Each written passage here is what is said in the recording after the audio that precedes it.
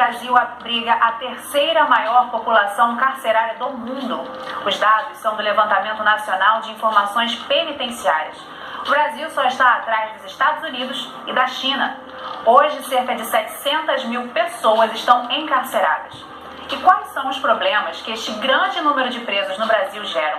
Sobre isto, nós vamos conversar com a Juliana Borges, que é autora do livro O que é Encarceramento em Massa, com o Gutenberg de Oliveira, que é presidente do Sindicato de Servidores do Sistema Penal do Rio de Janeiro, e com Andréa Amin, coordenadora do Grupo de Atuação Especializada em Segurança Pública. Muito obrigada pela participação de vocês três aqui com a gente.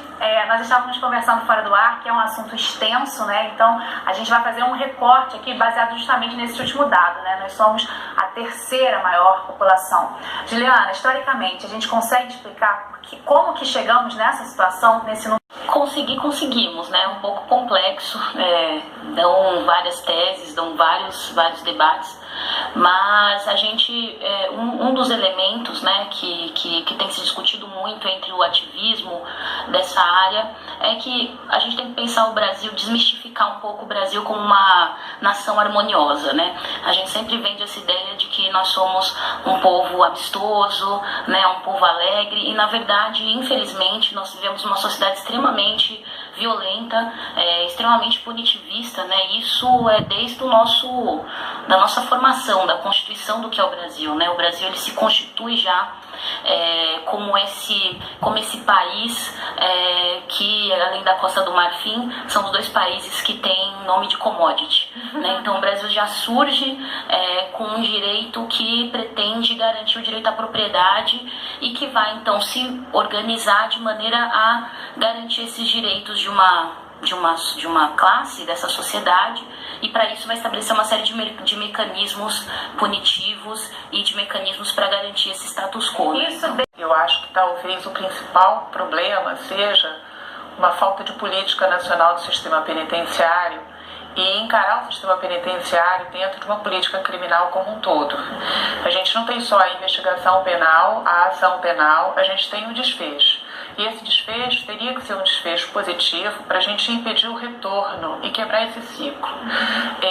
Na minha visão, o sistema penitenciário ele tem que focar o seu olhar muito mais atento para a porta de saída, ou seja, eu preciso preparar esse egresso do sistema para voltar à sociedade de forma produtiva, para que ele não tenha que se valer do mundo criminal para então ter o sustento, ou ele só encontre no crime um abraço. Ou seja, o único que me acolhe, o único que não me exige nada e que não me cobra é o mundo da criminalidade. Então a porta de saída para mim é o principal. E é a alta taxa das pessoas que saem das prisões e voltam para o crime, né? Sim. Segundo o Human Rights, que foi o dado assim, que me pareceu mais concreto, de 10 presos, 7 retornam. Nossa. Isso não significa dizer que eles sejam reincidentes, porque reincidência é um termo muito técnico, ele tem que ter uma condenação, enfim, ele retorna para o sistema mesmo que ele não seja um reincidente. Mas isso por quê? Porque me parece que a porta de saída não é uma porta de acolhida, é uma porta de expulsão, mas não de acolhida. A gente vai voltar a falar mais sobre essa questão da saída, e eu gostaria também da gente ouvir o lado de quem está trabalhando lá dentro, né, o agente penitenciário. Essa questão da superpopulação para vocês, Gutenberg, como é que transforma a forma de vocês trabalharem, né? Eu também tenho que ter responsabilidade de falar das causas imediatas, daquilo que eu preciso para hoje, e sem deixar de também me atentar e responsavelmente falar das questões mais a longo prazo, médio e longo prazo, que nós precisamos trabalhar no sistema para não ter esse ciclo que cada vez mais perverso, que não recupera ninguém, que na verdade só piora, mas ele não só piora o homem encarcerado, como ele adoece quem toma conta de ser um encarcerado. Ou seja, são duas perdas quase que irreparáveis para a sociedade, porque isso tem um custo social muito grande, tanto por parte do encarceramento, quanto por parte do tomador, né, do custodiador, que é o agente penitenciário. Por quê? Para você ter uma ideia, essa superpopulação, no Alfredo Trajan, nós temos uma relação de 515 presos para um agente penitenciário. Alfredo Trajano fica onde? É Bangu 2. Aqui no Rio de Janeiro. Aqui no Rio de Janeiro. Ou seja, nós temos uma normativa, uma resolução 01 de 9/3/2009 do Conselho Nacional de Política Criminal e Penitenciária, que é um órgão do Ministério da Justiça, que dá essa relação numa unidade como aquela de 5 presos para um inspetor penitenciário. E a realidade hoje é de 500 Aí, nessa unidade, segundo dados da Defensoria Pública, levantamento da Defensoria Pública, que nós fizemos até um seminário no mês de setembro, e a Defensoria Pública apresentou esses dados, na unidade Alfredo Trajano, nós temos 515 para um inspetor penitenciário. Na unidade Evaristo de Moraes, nós temos 487 presos para um inspetor penitenciário. Aí eu te pergunto, como efetivar direitos como saúde, como atendimento jurídico, como atendimento assistente social, para que aquele preso tenha acesso aos benefícios, tenha acesso a direitos como visita a esses presos com essa quantidade ínfima. Nós temos ainda um problema sério no sistema penitenciário. Nós temos o confinamento de milhares de pessoas num espaço limitado. Então, as ocorrências ou a intercorrência de doenças, elas existem. Tanto que o índice de tuberculose no sistema penitenciário ele é altíssimo. E nós temos também um esfacelamento do quadro de saúde. Você está falando de coisas, de pontos assim, que às vezes a gente estava até conversando aqui fora do ar. A impressão que nós temos é que a gente esquece que existem seres humanos lá dentro, né? Essa questão também, a forma como o brasileiro, a sociedade, enxerga o preso, é algo que também precisa ser trabalhado, Juliana? Com certeza, porque quando a gente vai, no Brasil, a gente começa a trabalhar esse conceito do que é criminoso, né, as pessoas elas se desresponsabilizam, porque se a pessoa é criminosa, eu não tenho nenhum compromisso com essa pessoa, né? A gente acaba pensando um pouco a prisão como algo que não faz parte das nossas vidas, né? E na verdade a prisão ela tem impacto, né? Como disse o Gutenberg, na vida dos agentes penitenciários, na comunidade que está no entorno dessa detenção, na vida dos familiares, né? Dessas pessoas que estão aprisionadas. Então, o sistema penitenciário ele está dentro da sociedade, né? E a gente não pode pensá-lo apartado disso, né? André, você falou um aspecto muito interessante que é justamente pensar que aquele preso que está aqui no Rio de Janeiro, por exemplo, ele era morador da cidade onde eu estou, né? Essa conscientização pode mudar aí, talvez, até a forma como as pessoas enxergam as pessoas que estão presas, né? Pois é, eu acho que não há uma sensação de pertencimento, como se aquele grupo de pessoas que se encontram, por exemplo, em Jericinó, no complexo de Bangu, com tantas unidades, fizessem parte do Rio de Janeiro.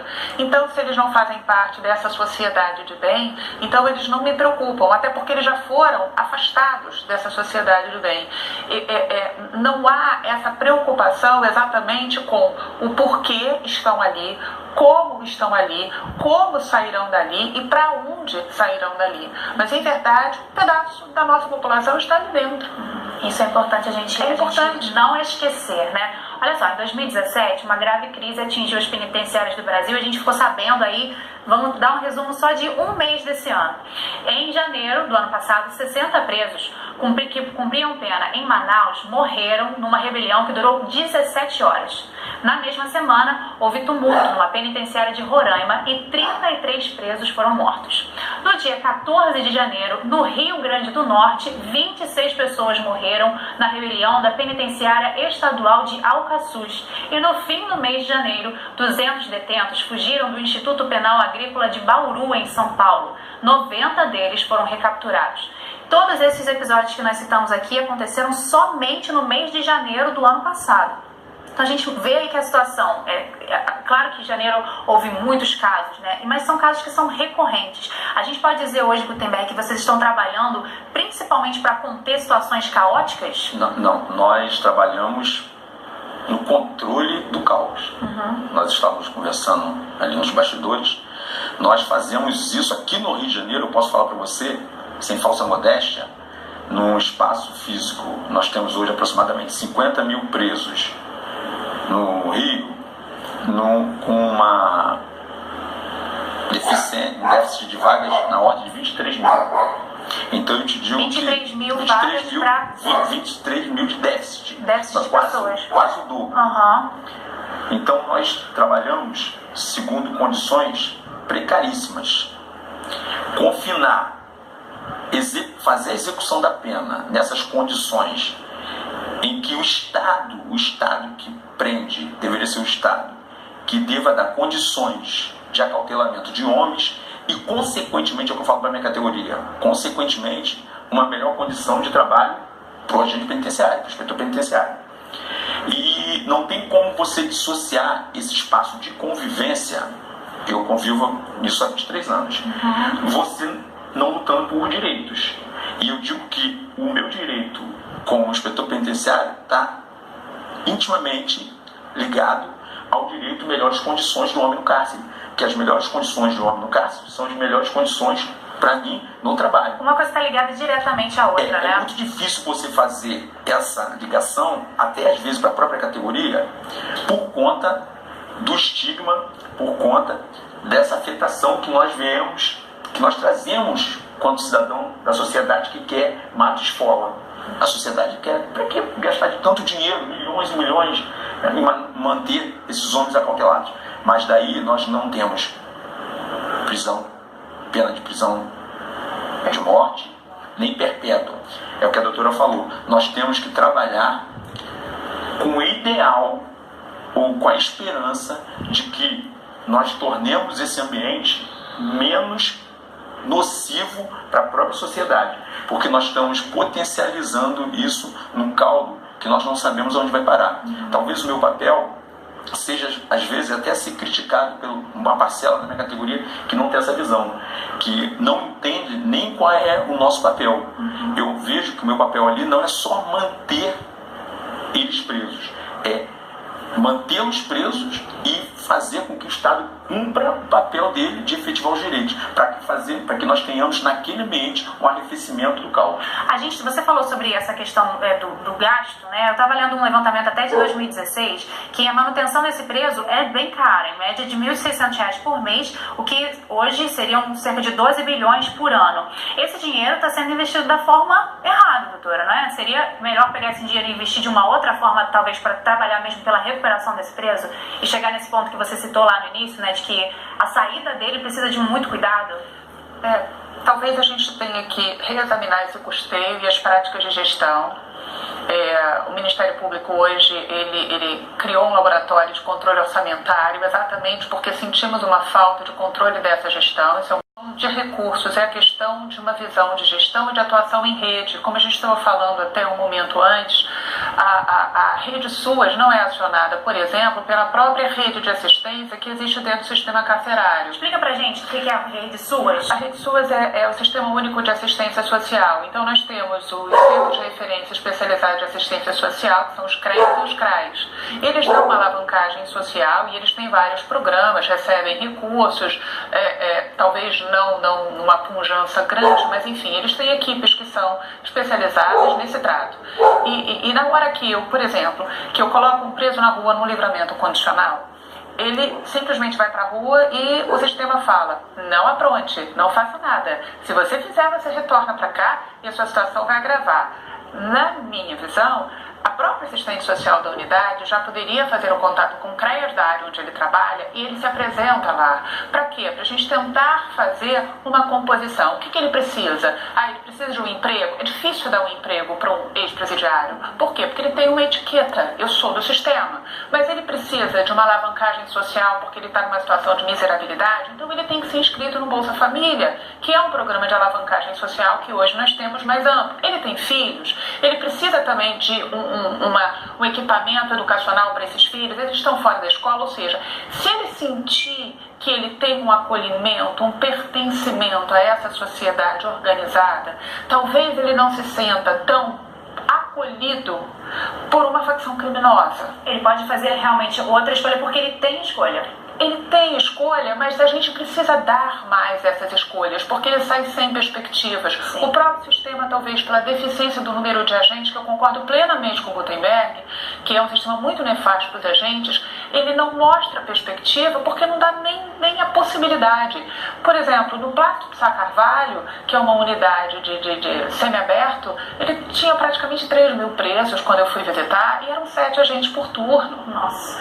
Então, como é que esse agente vai dar perspectivas a esse preso? Vamos dar um panorama um panorama do perfil dos presos brasileiros, bem rapidamente. Olha, 94% são homens, 75% são negros e 55% têm idades entre 18 e 29 anos. Juliana, esse assunto rendeu até essa questão do seu livro, encarceramento, né? Apesar de você falar muito sobre a parte feminina, existe realmente uma relação entre o encarceramento e o racismo muito forte aqui no Brasil, né? A gente pode falar um pouco sobre isso? Por que essa população é majoritariamente negra, né? Não, existe com certeza, né? E acho que um dado importante é para mostrar as muito forte, muito presente.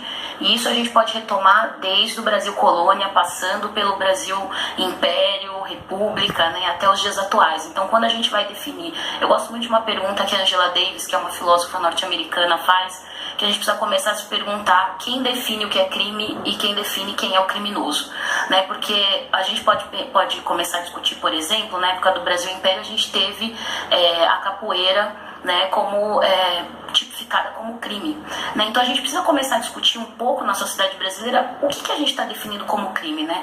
A grande parte dessas pessoas que estão presas, elas estão presas por pequenos delitos, então até 8 anos, né? A gente precisaria que essa pessoa estivesse detida, né? A gente tem o caso do Rafael Braga, por exemplo, que é um caso simbólico, emblemático, 0,6 gramas de cocaína, né? Isso explica 11 anos, né? Como ainda mais quando a gente compara a questão do filho da desembargadora, que não teve a mesma. Exatamente. Então a gente começa a ver a questão da seletividade penal, né? Tem uma pesquisadora, a Winnie Bueno, que ela fala que existe uma seletividade racial, na verdade, né? Então as relações elas são muito próximas, né? Outra pesquisadora que eu gosto muito, a advogada Michelle Alexander, norte-americana também, ela vai falar do sistema de justiça criminal como um aparato de reordenamento do racismo no nosso sistema atual, né? Então ela fala que o sistema de justiça criminal, ela vai estudar o caso dos Estados Unidos. É claro que a gente tem que fazer as diferenças, obviamente, né? Não podemos achar que o que acontece lá acontece aqui, mas ela vai falar de coisas interessantes como o sistema de justiça criminal nos Estados Unidos como uma instituição que garante um sistema de castas raciais, né? Então, se a gente for pensar no Brasil, como explicar, por exemplo, que num período que a gente teve grande desenvolvimento econômico, né, pessoas, quase o pleno emprego no Brasil, a gente teve um aumento de mais de 500% na população carcerária feminina e de mais de 200% na população masculina, né? Porque a gente vai estabelecendo mecanismos, né, de criminalização das pessoas que vão aprofundando e vão, obviamente, aumentando a população carcerária, né? No caso do Brasil é a nova lei de drogas de 2006, que eu acho que são situações que precisam ser realmente revistas, né? A gente está entrando na parte final do nosso programa. Eu gostaria de ouvir de vocês, Gutenberg, na sua opinião, para o inspetor, para o agente penitenciário hoje, o que é necessário para dar o pontapé inicial para mudar essa situação? Eu vou começar com uma frase. Começar a pensar é começar a ser consumido. Começar a pensar e buscar soluções para o sistema penitenciário é você ser derretido com uma pedra de gelo no sol de 40 graus em Bangu. Porque você não vê, como a doutora falou, você não vê políticas públicas, você vê pessoas da envergadura de um ministro da Defesa, Raul Jungmann, da declaração basicamente generalizando um profissional que, como eu falei com você, não tem condições de combater a criminalidade a partir das unidades prisionais e se controlá-la, porque nas condições que nós trabalhamos, nós controlamos, e aqui no Rio de Janeiro, e muito bem.